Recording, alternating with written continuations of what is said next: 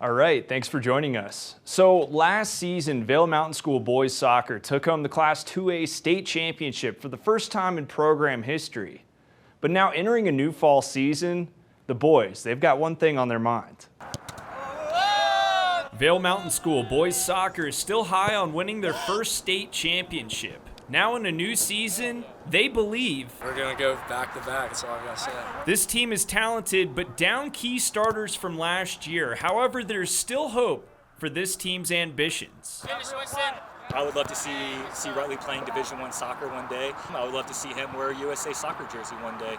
I think if that's something that he wants to do, he's got the work ethic and the mentality to do it. Junior midfielder Rutley Heineman is the reigning 2A state player of the year.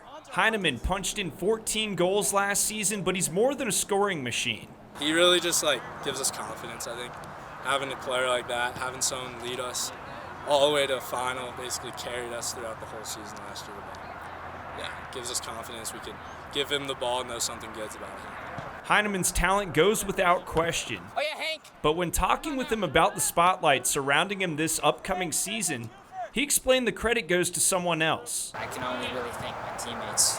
It was amazing. They congratulated me. They're amazing. So a lot of gratitude from you there towards your teammates, but with that being said, what do you and your teammates need to focus on in order to get back to the state championship this season? I feel like it's really coming together.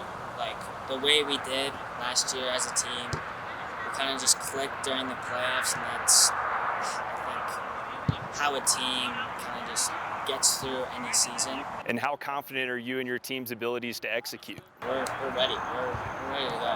Yeah, we're all excited. We're ready to play. We're ready to start the season, and we're ready to win it back. Vail Mountain School boys soccer kicks off their season against Moffett County.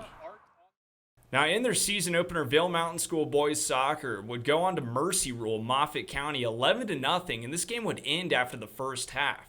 We caught up with head coach Kevin Ives to gather his thoughts after the game on the Gore Rangers' performance. All right, so we're over at Vail Mountain School where the boys just had their season opener. Boys soccer over here, Gore Rangers looking pretty good. 11-0 finish to the start of this game. Ended after the first half over that mercy rule. Joining me right now is head coach Kevin Ives. So coach, how are we feeling after that first game, season opener? Yeah, we're feeling really great, very confident and happy with how the boys took the field today and competed.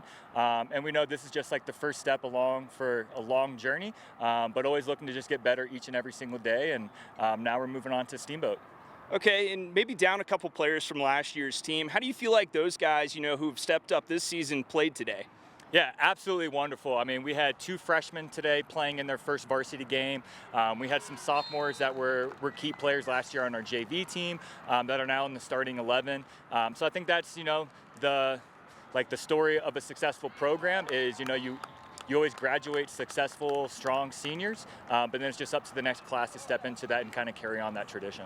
And it's early in the season. This is the first game of y'all's schedule. How important is it to get those guys on the field who have less exposure at the kind of freshman, sophomore level? How important is it to get those guys some playing time? Oh, it's absolutely critical. First just getting them individually comfortable, and then just getting them comfortable playing alongside their teammates. It's all about just giving them exposure, giving them opportunities. And yeah, I think they did tremendous today. And we got to talk about Rutley Heineman a little bit. That kid had 3 goals, was a menace on the field today. What did you see from his performance today that really stood out? Rutley's a tremendous player. He's so much fun to watch. He does a great job. He does all the right things. He plays hard. He gets his teammates involved.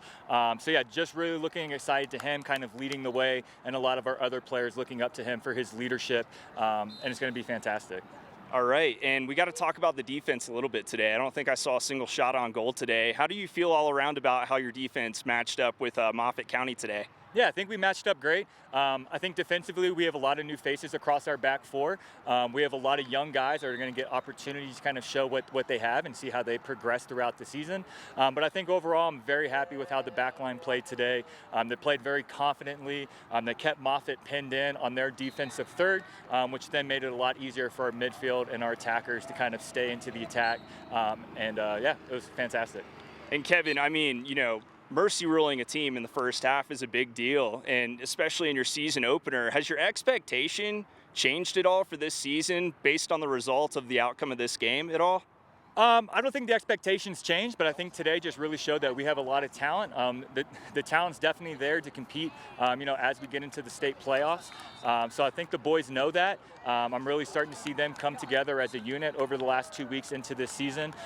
So again, it's just going to be continuing to develop, stay healthy, and then get our younger players a lot of opportunities on the field. And Steamboat Springs is up next on the schedule. You guys got to go up to Steamboat and play on their field. What do you think the biggest challenge is going to be up in Steamboat?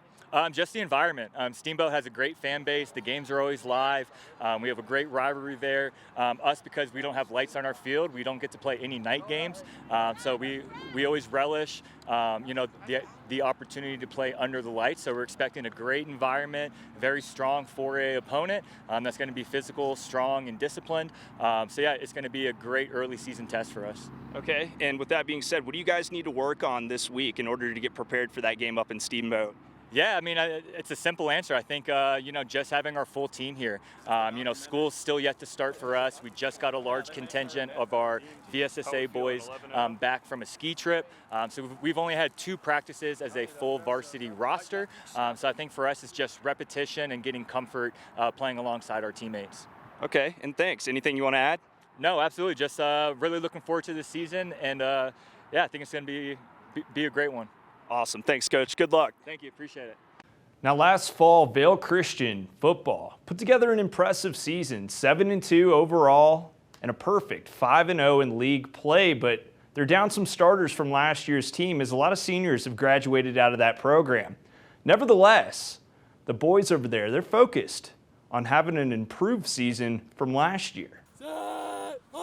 Soon, Vail Christian football will be snapping the ball in their first game of the season. But before then, the team needs to find a common goal. I don't quite know what our expectations are quite yet because we are so new and so many new faces. So we're kind of trying to figure that out still. Fresh talent is always difficult to judge, especially when the players are brand new to the game.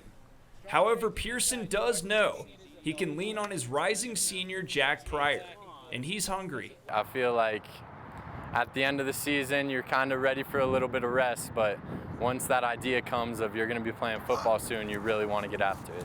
As the focal point of the Saints defense, Pryor holds a lot of responsibility. You got to make a lot of reads. You got to see what the offense is doing, read and react. You can't really guess, but you also got to play fast. Field awareness and build are key to playing middle linebacker. 3 years of varsity experience also helps. Pryor wants to win every game on the schedule, but there's one in particular he's looking forward to the most. Week 2 against Lions. 2 years ago, we beat them pretty good. Last year, they handed us our only loss of the season.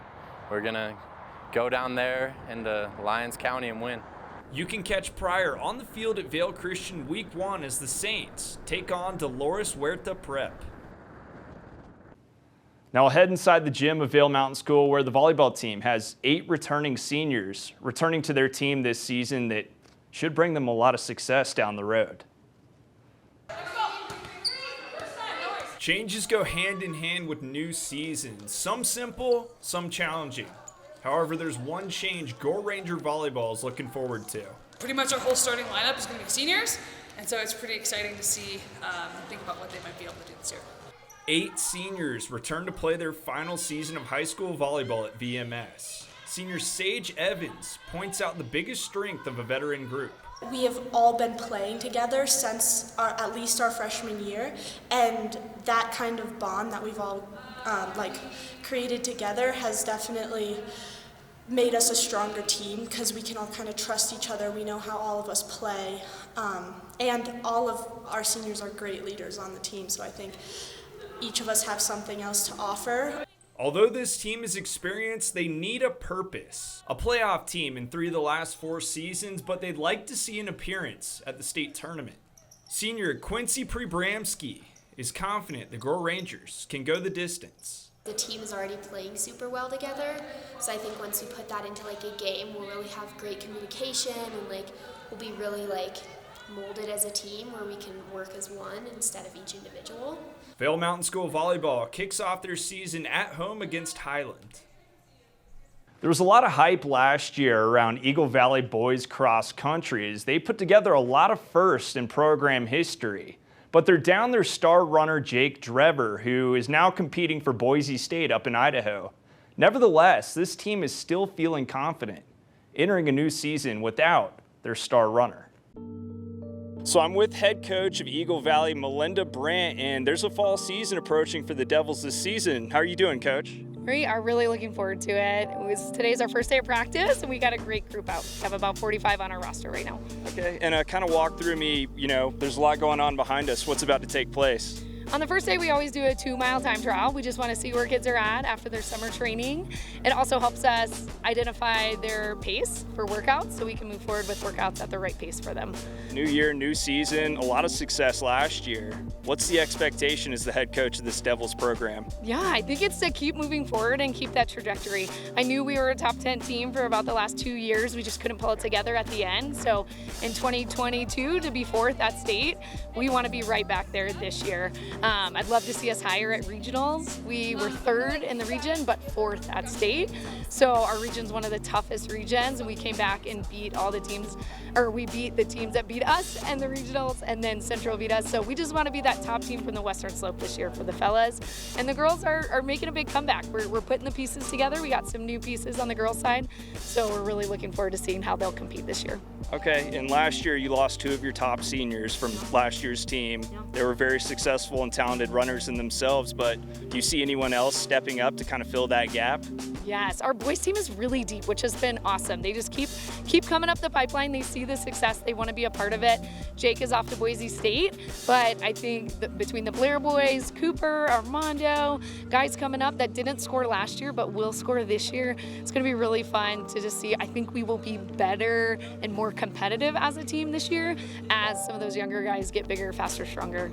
It's Okay, fun. and talk to me a little bit about Jake. You're obviously losing him from last season, but he's such a special kid, very talented. Also ran a 15:19:40 for his PR last season, the first Devil ever to break that 16-minute mark. How special was it to coach a kid like Jake who was just so talented? He was great. He did all the little things right, and as he got older, he started to just keep getting stronger and really dug into the little pieces. So I think our kids see that.